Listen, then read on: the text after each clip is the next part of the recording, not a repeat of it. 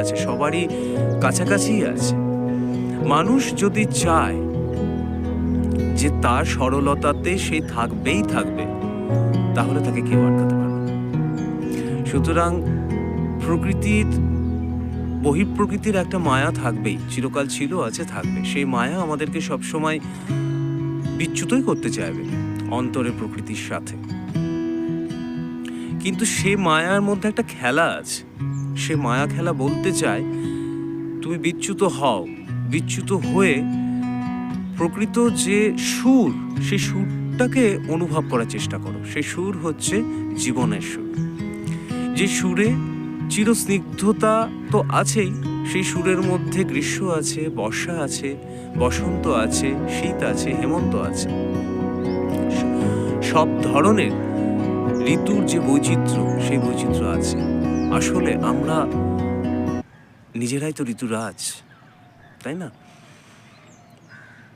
ঋতুরাজ কেন? কারণ আমাদের মুড, আমাদের স্বভাব, আমাদের প্রকৃতি সবগুলোই তো মাঝে মধ্যেই ঢেউয়ের মতো যায়, তাই না? বিভিন্ন ঘটনার সাপেক্ষে, বিভিন্ন সময়ের সাপেক্ষে, বিভিন্ন সম্পর্কের সাপেক্ষে আমাদের মধ্যে তো নানান তরঙ্গ বয়ে যায়। যেমন সুরের রাগরাগিনী হয়, তেমনই ঋতু বৈচিত্র্যও হয়। কিন্তু সেই বৈচিত্র্যটা হয়, সেইটা বড় কথা নয়। এই যে বৈচিত্র্যকে অবলোকন করা, একটা অন্তরে স্থিরতা রেখে অবলোকন করা, সেইটাই বোধহয় প্রকৃত কাম্য আমাদের জীবনে। যে কারণে আমরা প্রত্যেকেই এক একজন এক এক রকমভাবে ঋতুরাজ।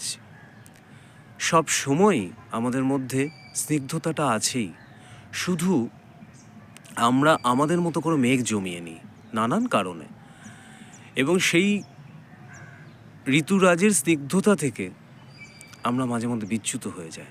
তারপরে আমরা প্রমাদ গুনি, হাহাকার করি, কি সুন্দর দিন ছিল, এখন আর সেসব দিনগুলো পাওয়া যায় না। আমি বারবার এই কথাগুলোই বলবো, কারণ মানুষের মধ্যে কিন্তু এই হাহাকারটা বড্ড বেশি পরিলক্ষিত হচ্ছে।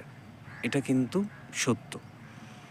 কোথাও একটা সুর বারবার কেটে যাচ্ছে, হয়তো কখনো কখনো পাচ্ছে, হয়তো প্রিয় সঙ্গীকে পাচ্ছে, এবং একজনের মধ্যেই সে আটকে থাকছে, তার মধ্যেই ভাবছে যে সব কিছু আমি প্রিয় জিনিসগুলো আমি খুঁজে পাচ্ছি। তা কিন্তু নয়। প্রিয় জিনিসটা কিন্তু একজনের মধ্যে আটকে থাকে না, অনেকের মধ্যে আটকে থাকে। আমরা